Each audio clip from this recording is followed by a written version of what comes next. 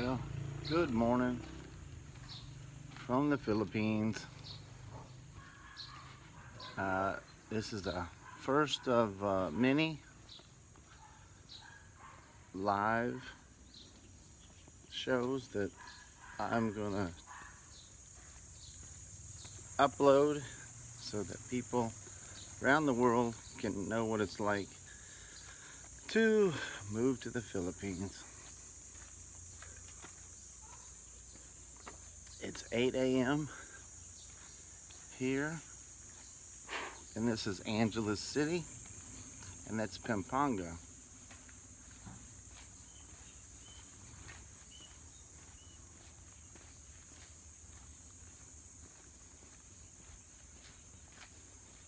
Morning.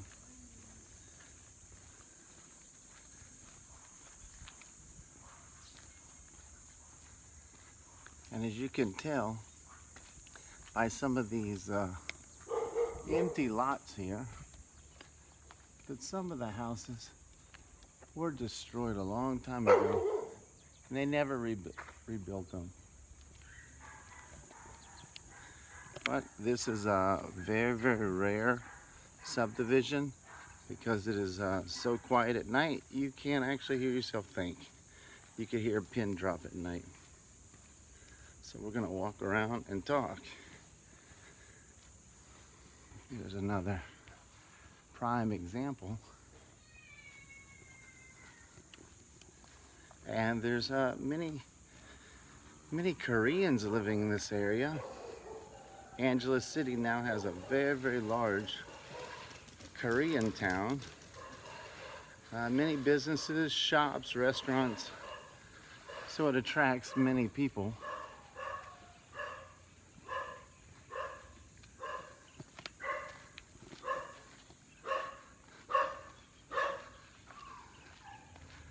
Not too many loud dogs here.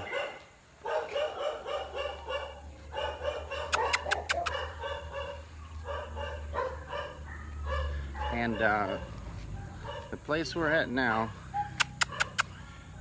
is near the Clark International Airport. Come here, Digong. My dog's out in the road running around playing. And you'll notice this big, you can see it, there's a big water tower over here.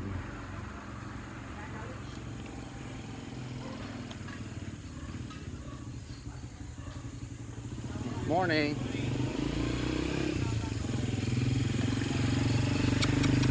Come on, Digong.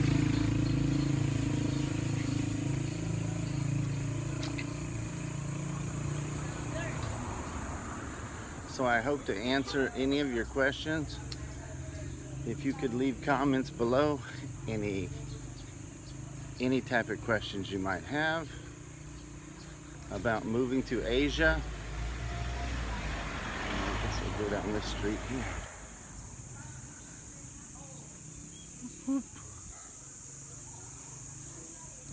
So I moved to Asia about 10 years ago. And I'm from America originally, and I just put away everything I wanted to keep long term in America. I bought a U-Haul van. I filled it with whatever I wanted, found a safe parking spot for it.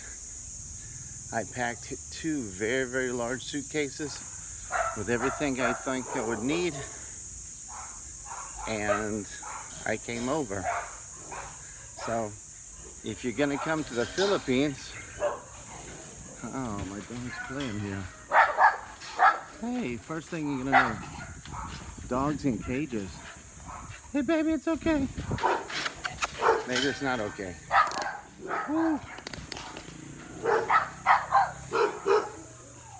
So, the first thing you wanna do is read all the information you can about where you're going. Maps, pictures, history. And then the second thing is you want to find a good price. Hotels, airlines, And the third thing you want to do is have contacts here already in place so that you have friends waiting for you. So you could be online. Morning. You could be online chatting it up. You should have, I would say, no less than 10 contacts of people who you're gonna call friends, and they're gonna call upon you, and you're gonna call upon them when you get here. So you will not be alone, and you'll have, you know, some people at least you have talked to before for a while. Good morning, puppy. Come here, Gong.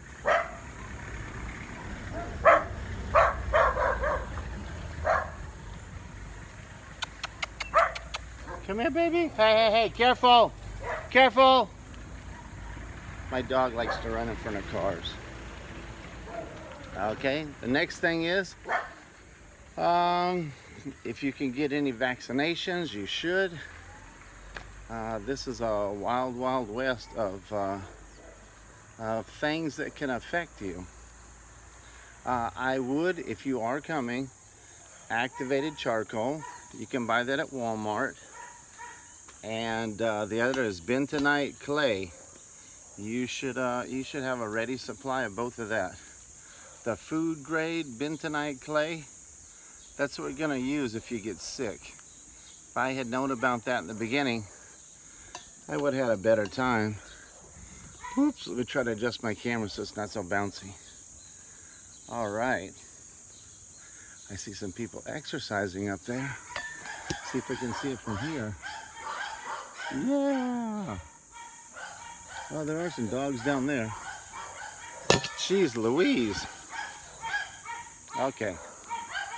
So, no matter where you're at, you can always get to Manila. For me, I usually fly out of Atlanta, Houston. You can go up to Chicago.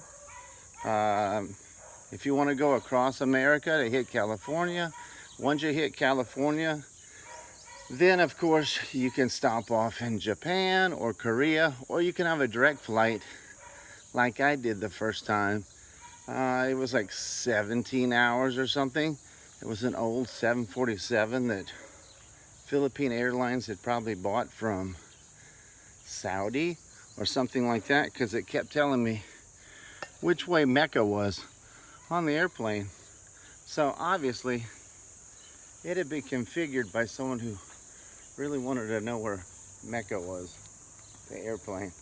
It's been retired now. They don't use 747s, but you can get a 777.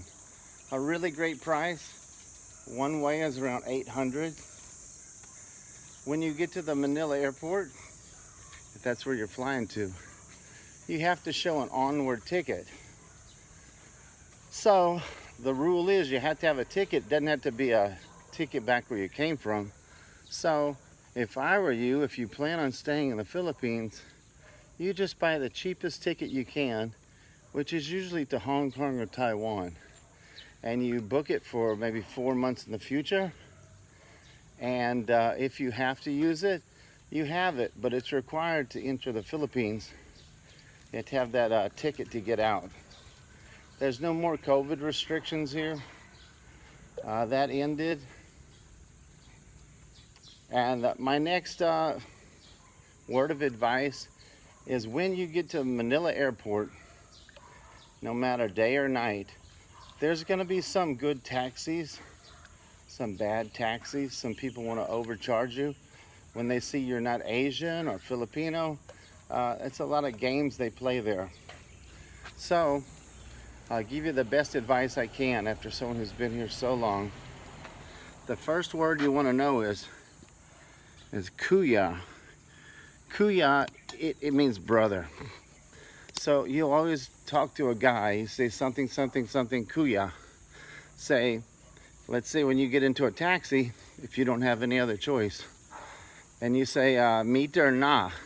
It means, is your meter working? Meter na, kuya? And he'll either say yes or no. He'll say his meter's broken. If he says his meter's broken, you say thank you, and you catch the next taxi. You keep asking. Some people will put their hat over the meter because they're there to charge more. It's a type of robbery. They're gonna play a game, and you say, "I need you to have the meter going." They might have an excuse, and you say, "Okay, please stop. Let me out. I want to catch another taxi." And if they refuse to stop, you roll down the window and you start yelling at security guards or the police, and usually they will turn on the meter. I've never had a problem past that point. If you have Grab, I'm not sure if the American Grab app is the same as the Philippine one. You can download it when you get here. Grab is very safe. The rates are already published when you book it. I highly recommend that one. This is the third option, is if there's no good taxis, they're all trying to rip people off, you take a bus. Usually they have these casino buses that will take you straight to these resorts. Resort World is one of them. There's one called, can't remember what the other one is. But they're true casinos. Dreamland, that's it.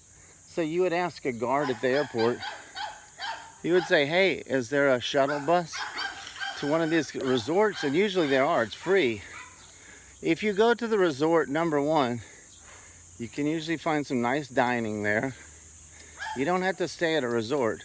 The trick is not to catch an airport taxi, to go to the resort, and when you catch a taxi from there, it will be a normal taxi, not the airport rate, and the guards will write down the license tag number. They don't have any of these rogue taxis that come through there because they're highly monitored. If you lost your luggage, something happened in that taxi, there is a record of it. That's why I like to go out of the resorts to catch a taxi. The next thing is, where are you going to go when you get sick? I recommend everybody starts in Manila. And when I say Manila, I really mean Makati. Makati is, or Bonifacio Global City, BGC. Those are some of the safest areas in Manila for you to start off and get a taste of what it's like here. And what can I say? Sometimes it's like Florida. Sometimes it's like North Florida, the weather, a little cooler. But usually it's hot and tropical, except for around Christmas. You'll need to drink lots and lots of water.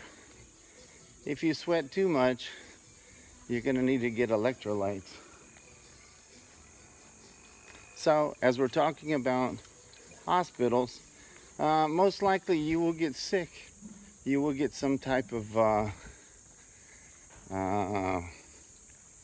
I wouldn't say parasite so soon, but you might get a parasite, you might get an amoeba. You will get some kind of germs in you. Morning. So the truth is, you need to go find medical help. If you're in the Manila area, specifically Makati, then you can go to Makati Med, and that's near Greenbelt. That's like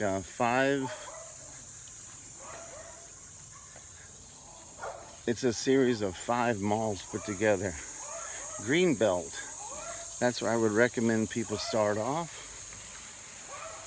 Secondly is St. Luke's. St. Luke's is the most expensive out of all of those. Makati Med is not too expensive. And if you really don't have very much money, then you go to this public hospital, and you drop the H on the word hospital, so now it's hospital with an O. Hospital Makati is a public hospital. You can show up there. You might get some weird looks, but they got doctors, they got medicine, and it's cheap if you're really if you want to save money. I went there the first time. I came, I stayed near Bonifacio Global. Everything was going good. And then I ate some street food. I don't recommend street food for people. I don't recommend any service water. That's what they call free water. If you go to a restaurant, if they put that in front of you, no, you shouldn't drink that, because the contamination factor is ice. You don't know where the ice has been. So you could say Montezuma's Revenge, but Montezuma's from Mexico. But the pathogen is the same. It might have an amoeba in the water. It might have an amoeba in the ice. If you catch amoeba, it's going to ruin your vacation. It's going to take about 21 days to clear. That's 7 times 3. You'll be on medicine for 7 days. You'll be on something called Flagyl, and it'll fix your diarrhea and your. It's a horrible thing to get. I got it. I don't know if it was from service water. You keep your mouth open while you're taking a shower. In places like Manila, you have a good chance of getting an amoeba. It's not a great thing. You can get rid of it. So I ate some street food. They call it calendaria. It sounds like a calendar. It just means somebody who cooked their food. Good morning. Someone who cooked their food like a street vendor, and they have a lot of dishes, like tin dishes. They have candles or burners underneath. And I remember I had some kind of fish, like sweet and sour fish. And after that, I went over to a different mall, and oh look, it's an Italian guard dog. Hey baby. Oh, he's big. This is the King Corso. Good morning, King Corso. It has the same bite as a lion. That's his jaw strength. Anyway, I was sick. I went back to my hotel room, and I was puking and pooping nonstop. Couldn't move. Luckily, I had a friend with me. They took me to the cheapy hospital, public hospital, called Hospital Makati. That's with an O, not with an H. And I don't know what to tell you. If you've ever been to a third world hospital, that's what it's like. It's very cheap. You're sitting in there with other people. I think there was 100 people outside, waiting just to be seen. Luckily, I was seen rather quickly. Someone has to run and pay for supplies before they can start on you. So it's good to bring somebody with you. Needless to say, it was like 7 days of antibiotics, heavy antibiotics to get me over my food poisoning, whatever it was. So, like I say, I wouldn't eat street food if I were you. But if you're daring, you have a hardened stomach, cast iron stomach, then go ahead and be sure and do a vlog of your experiences. So after that, I guess I was paying. Come here, dog. Come here. Come here. After that, hey, I know that dog. It's a neighborhood dog. After that, I was paying about $35 or $40 a night to stay there near Bonifacio. And it wasn't anything fancy. And the money keeps just chipping away.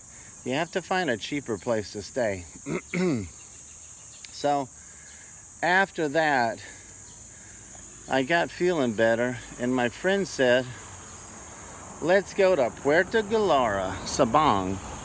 So I had never been there. So what it is it's an island. And the island is, I guess you'd say 4 hours. Of course, you can't drive over the water. It's 3 hours. Let's go this way. It's 3 hours from Manila. by bus, and then you get to this place called Batangas. All right, look, a Land Rover. You get to Batangas, and then once you're in Batangas, you have to catch a boat. So I was well enough to do that, and I would recommend it. Mindoro. Now, that's different than Mindanao.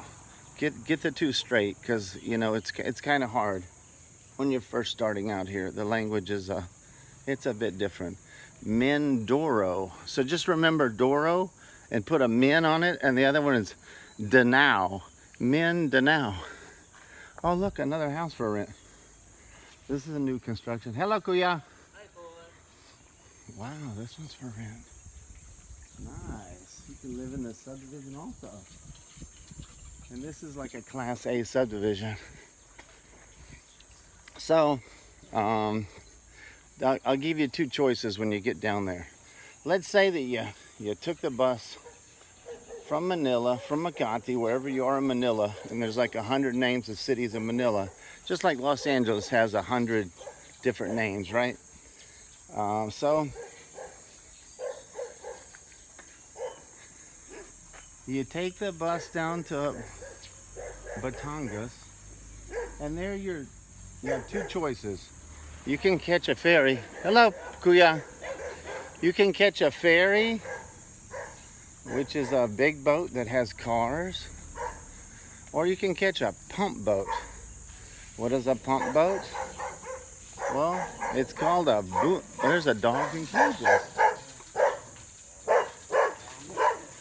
It's called a bunka boat. And what does bunka boat mean? It means it's made out of wood and bamboo, and it has some kind of loud engine on it. Hey! Leave that cat alone. Oh, more dogs. So anyway, the bunka boat, they have some very, hold on a second. Come on. They have some large bunka boats. Maybe they can get 200 people on it. My gosh. And it looks like the Indonesian, I don't know, Thailand. It looks like a big handmade boat, and it usually has the outriggers, those things on the side that prevent it from turning too much left or right. It usually has that on it. It's an adventure. Here's another doggy. Hey, baby. Hey, baby. Oh, wow, he looks very upset. Be careful when you walk by cages, because the dog can still bite you. So, oh, another dog. Come on. My dog has his rabies shots. I got my rabies shots too. That's another long story. Once you get, okay, so let's say the first one is you take the big ferry. They have Fast Cat, they have Starlight. You know, it's very comfortable. You're gonna get to a city, and I think the city is Calapan. I believe that's right. Calapan is another 2 hours of a beautiful drive through the mountains to get to White Beach and Sabang. And that's the places that are Puerto Galera. You'll hear that before. Puerto Galera. That's a very beautiful spot. Puerto Galera.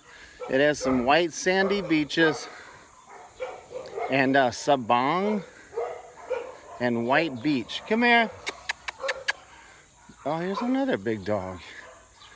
Yeah, so I would recommend that's one of the first places you go, you know, one of the first few places. Oh, another big dog. So, like I said, you go from Manila to Batangas. You can catch a taxi to the bus terminal, and there's several different bus terminals. If you want to, you can catch a grab there. It's going to be expensive. It's better for you to get on a bus. The buses are nice here.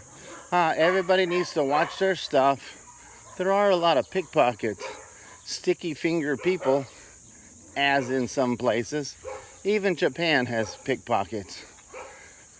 So it doesn't matter the economy or the type of people. And so I stayed in Puerto Galera, I guess a couple nights. If you don't have a hotel reservation, there's a little bit of risk, but you can just ask around. There's always somebody who knows someone who's renting out either a room, or they have a lot of apartments there. So you can find something like that. Here's another house that's going by the wayside. So I stayed there a couple nights. It does have scuba diving. It has some nice places. You'll be inundated, overrun by people trying to sell fiery coral necklaces. They won't even let you be able to talk to your girlfriend or something. They'll come up and interrupt you, but they're trying to sell stuff, trying to make some money. Are there a lot of single ladies in that spot? Puerto Galera, yeah. It attracts a lot of people. So if you don't have companionship, you can go down there and hobnob. You can find some companionship down there. I cannot say either way.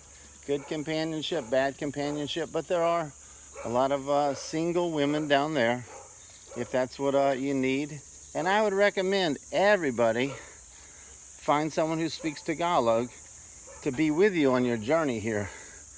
Do not come to a foreign country and go it alone, because the time you get sick in your hotel room, if there's no one to help you, if there's no one who speaks the local language, you could die.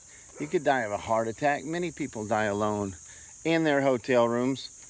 It happens, so don't be that guy. Don't have that written on your last statement that this guy went. You hear that's a big lizard. It says tuca, tuca, tuca. See if we can get closer. Tuca, tuca.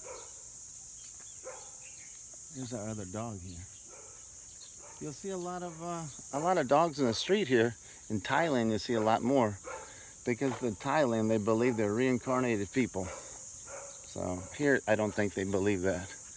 They just don't believe in wasting their time with dogs.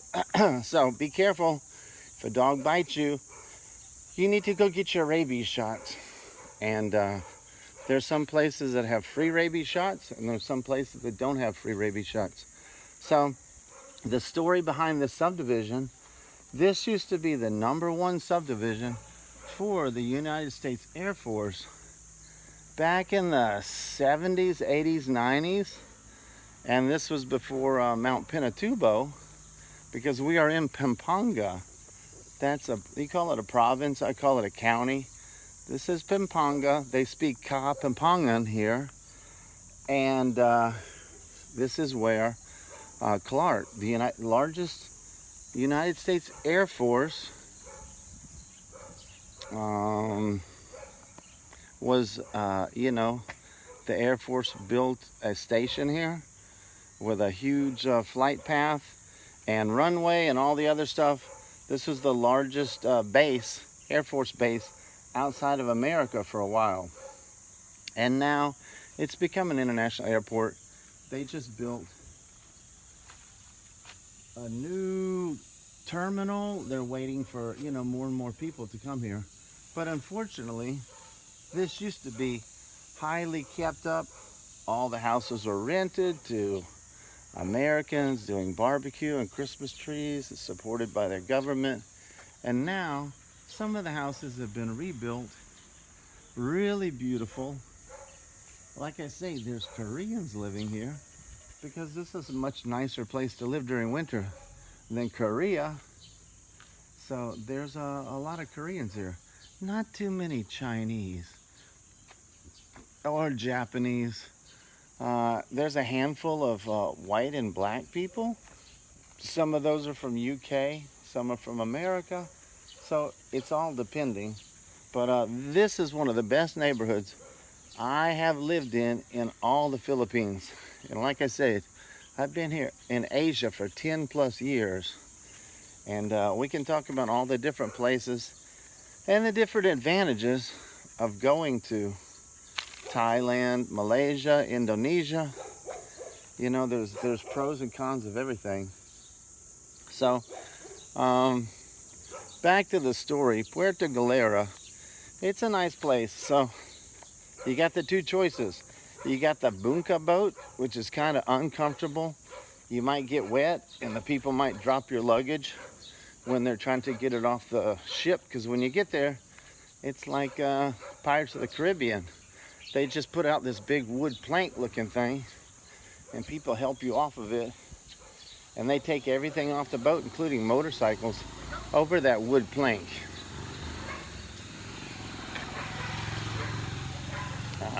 I didn't really think it was that great. It was an adventure. If the boat motor had broke down, it would have been a worse adventure. If you go the other one, let's say you go Fast Cat. It's a catamaran. It has jet motors. That one there, I would really recommend. It's fun. And it's a beautiful trip. So let's go this way. Come here. Come on, Digong. Come on, baby. Once you get to Calapan, that's the city of that's the capital.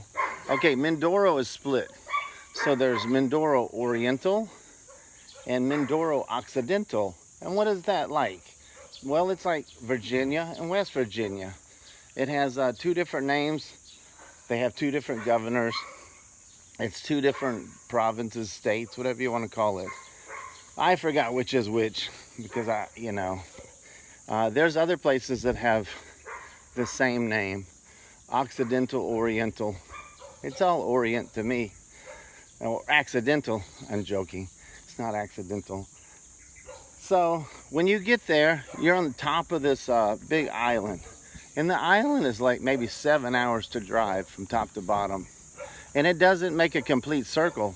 If you start in one area and you wanted to go all the way on the island, if you had a car, you can't because they never finish the roads.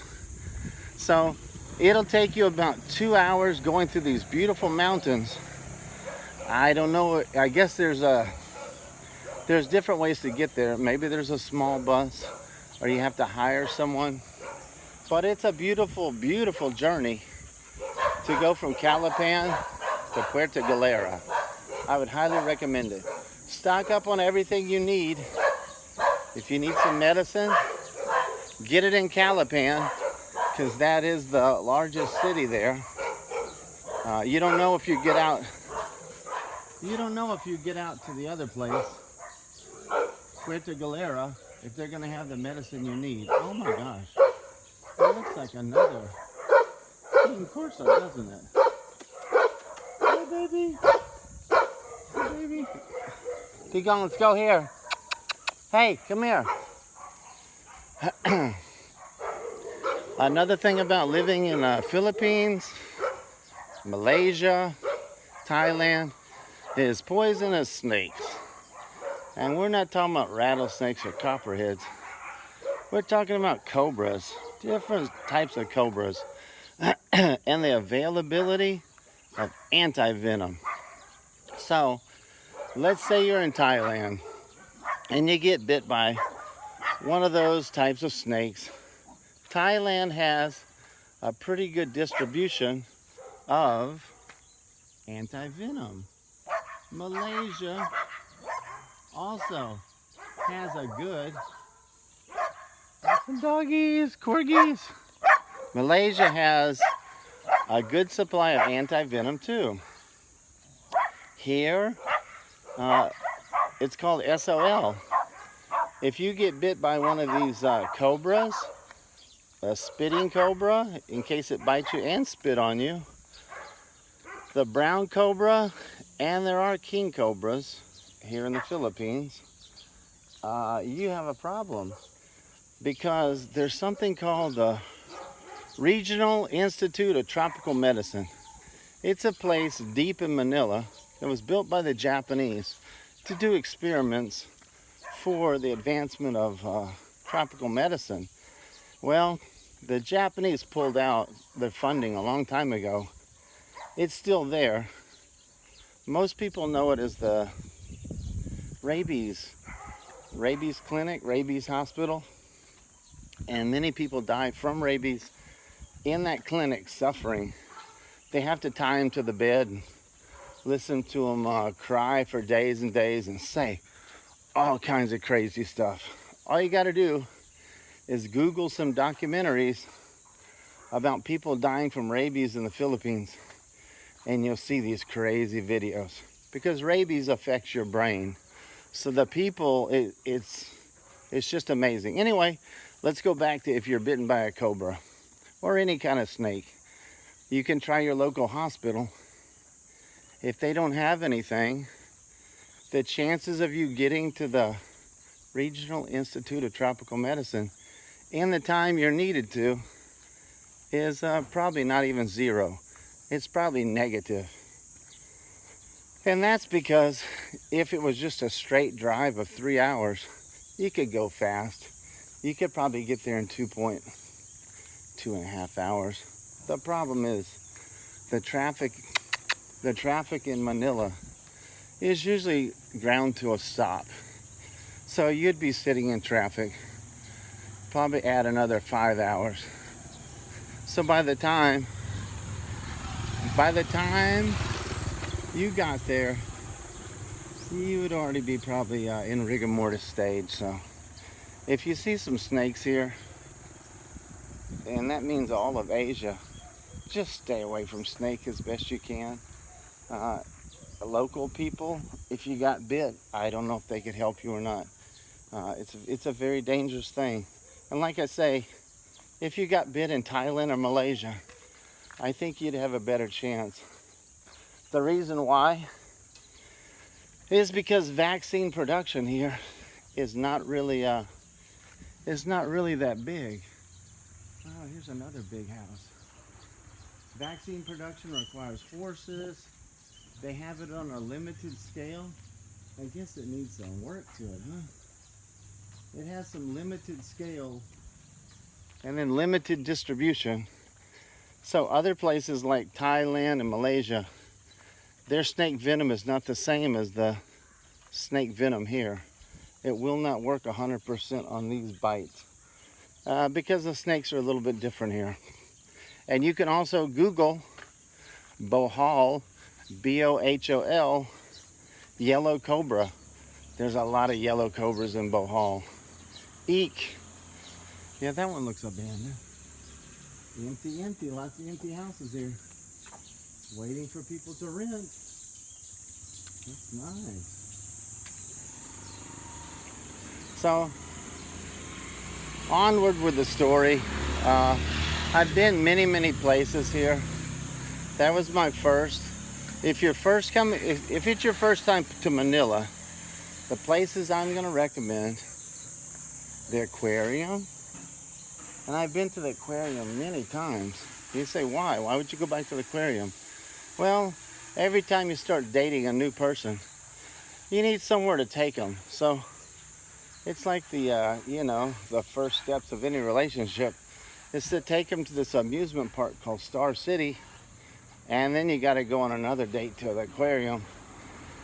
If they have kids and you're trying to impress them, you're trying to be nice to them, I would take them to the aquarium.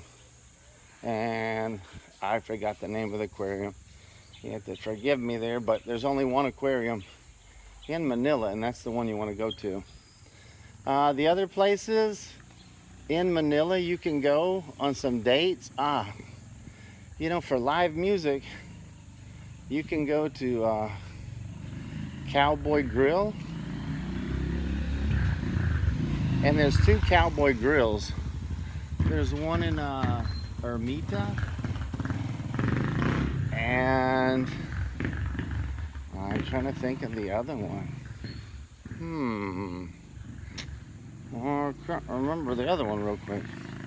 But anyway, there's a really big one in Ermita. Ermita also has many casinos. Oh, good morning. Construction going on. Got some doggies here. The reason why people have so many guard dogs here is for protection. And they do have some problems with maybe some of the Koreans taking out loans from, I don't know, people who make loans and not paying them back. And so then they come visit them. So they have dogs to protect them. Hello, puppies. Hello, Kuya. Lots of little doggies. Come here, Digong. Come here, baby. Danger. Come here. Digong, come here. My dog has a mind of his own. So we went through first travels, recommended places when you get to Manila, which airlines fly. Like I said, Japan Airlines, United, Philippine Airlines, Air Asia. And if you wanted to go the other direction, there's some metal. They're building houses here. All the houses have reinforcement with metal. They're concrete block with metal reinforcement so they don't fall down on you in the earthquake like some other places. Any other, you can fly to Cebu. Cebu is like a whole nother video on what it's like down there. It's nice. It's not as crowded as Manila. It's the second big place. They have a lot of beautiful beaches down in Cebu, but it's not Manila. Manila has a lot more things to do. What would I say? Don't go down dark streets at night. In closing this video, be careful of everything you do. Have I gotten pickpocketed on a jeepney? Yes. That brings me to a point. If you don't have to drive Jeep, ride in these jeepneys. And what is a jeepney? Well, in the war times, in the 50s and 60s, when the Americans left, they left all these Jeeps. And they were these small military Jeeps that, they were for war purposes. So what did the locals do? They chopped the front of them. In the beginning, they didn't chop them up. They just had only like 4 passengers. Maybe they made it a little bit long, like a scrambler. Looked like a Jeep Scrambler. Well, then as time progressed, they said, hey, let's just keep making it longer. Until today, they have some jeepneys that look like school buses. So it has the front end of a jeepney, and then they extended it like 24 passengers. And the passengers sit opposite each other. So it's not comfortable, it's not safe. There's no way somebody with a disability can get on or off very easily. Well, the problem is pickpockets. And I'll tell you how it works. So before, when I was staying in Makati, I would walk around everywhere. Even sometimes at night, I didn't know how dangerous it was. So it didn't happen at night, it happened during the day. So I get on a jeepney, I have a girlfriend with me, and usually they sit next to me. Well, this girl at the time had an attitude. We had some kind of, who knows, maybe she was upset. She did not sit next to me.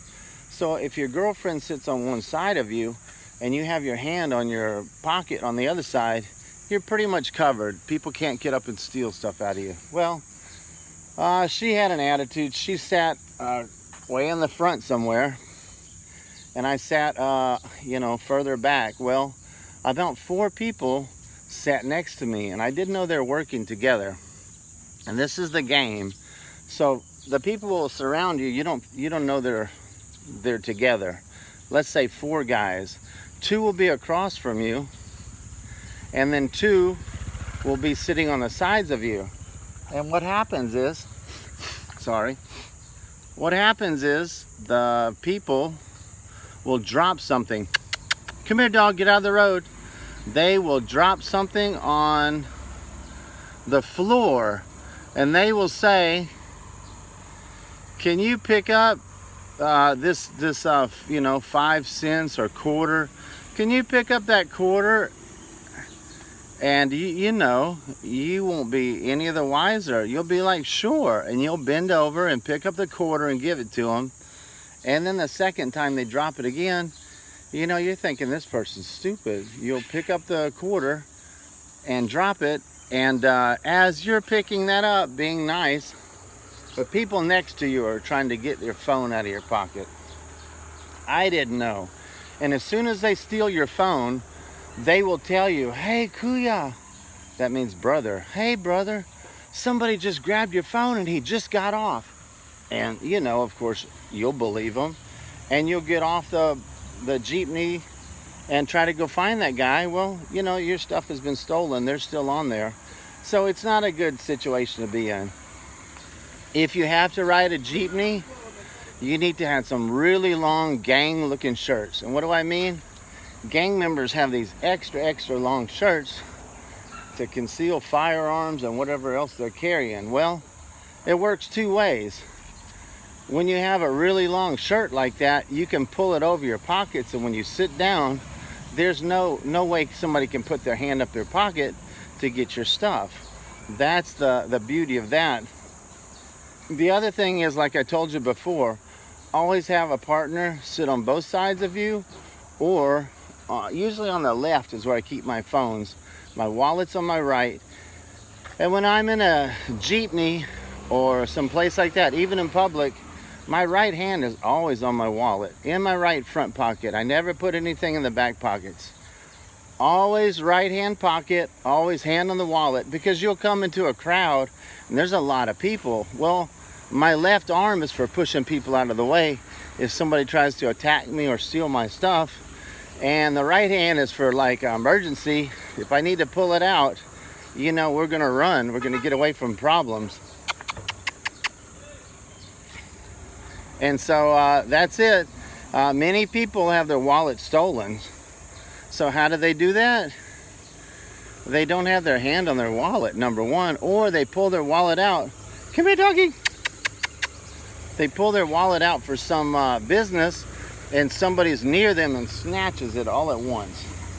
Okay, you will be surrounded by people. Sometimes kids, 10 or 20 kids will come up begging here. Unlike other countries, you know, it only takes one of them to grab your wallet and run, and you have a big problem, especially kids in a squatter area. You're not going to find them. Even the police find them, your wallet's probably gone. So, like I said, anytime you're in public here, your right hand is on your wallet, in your pocket. Keep that hand in your pocket. Protect your wallet, because that's one of the most important things. Make copies of all your credit cards, front and back. Keep as little cash as you can. The police will tell you when you're in the Philippines, don't bring in electronic gadgets out, especially if you don't know where you're going. If you have an older phone, that's okay for some adventures, you know, unless you're doing something really important. Phones are the number one things that get stolen here. So just remember that. If you have the new fancy iPhone, you better get a lanyard, you better get a case, and you better wear it around your neck. And will people try to grab it around your neck? Of course they will. So just be careful. It means a lot to them. If they steal your phone, maybe they can feed their family for, you know, a month or two. So it's worth it for them. A lot of people here, a lot of drug users and drug addicts. There are some in the big city. Of course, they steal for because they need more drugs. They don't steal because they're bored. I don't think they're professional criminals. They're just addicts. So they're going to do what they can to support their addiction, which means stealing luggage, stealing anything from you, because you're an easy target. You don't even look like them. So they can really spot you. So everybody be safe if you come to the Philippines. And when I came, I had the intention of staying, so I brought, you know, whatever I needed from America. And if you plan on staying here, follow my advice. Get your vaccinations, whatever you can in your country that you might need for tropical places. Number two, bring what you think, even some medicines, whatever from your country. Number three, make a long list of friends here. You know, if you're on the dating apps, you know, chat with a lot of people, you'll find out which ones are real prospects and which ones are really bad. which people you probably don't want to associate with. Some of them are just gold diggers. You got to be really careful. And remember, take this last words of advice to your heart. If you get involved with somebody here and you find out something's wrong, they're chatting with other people, maybe some of your money has been misappropriated, stolen, you know what? Keep a bag packed, get your bag, and walk away. Don't be the guy that I hear about that, you know, he got in a fight with his girlfriend, he murdered, he did something bad. Don't break any laws if you come to this country. It's not worth it. You know, stay where you're at. This is not a place to do illegal stuff. Don't come here and sell drugs or pimp girls or anything like that. A lot of people do. They think this is a great place to come open a bar and get some local girls to work for me, and they can be working and I'll make profit out of them. Well, this is not that place. This is not your country. This is not my country. So maybe the local people can do it, and maybe they know who to talk to if they get in trouble, but that's not us. Us will get thrown in jail, we'll get deported. I've known people that have that happen to it. They get caught up in it. So, you know, don't bring your pride over here. Be a proud person, but pride and arrogance go before the fall. You'll find a lot of people who are arrogant in every country. Just, you know, just dismiss it. Just walk away and don't have a fight over anything. It's not worth it. Life should be peaceful. You should be happy. No matter where you're at, if you're unhappy, come to somewhere else, because life is not that long. What, average of 80 years? So as much happiness as you can get out, you should. All right, thanks for watching. Please subscribe, and I hope to show you more videos in the future. Thanks.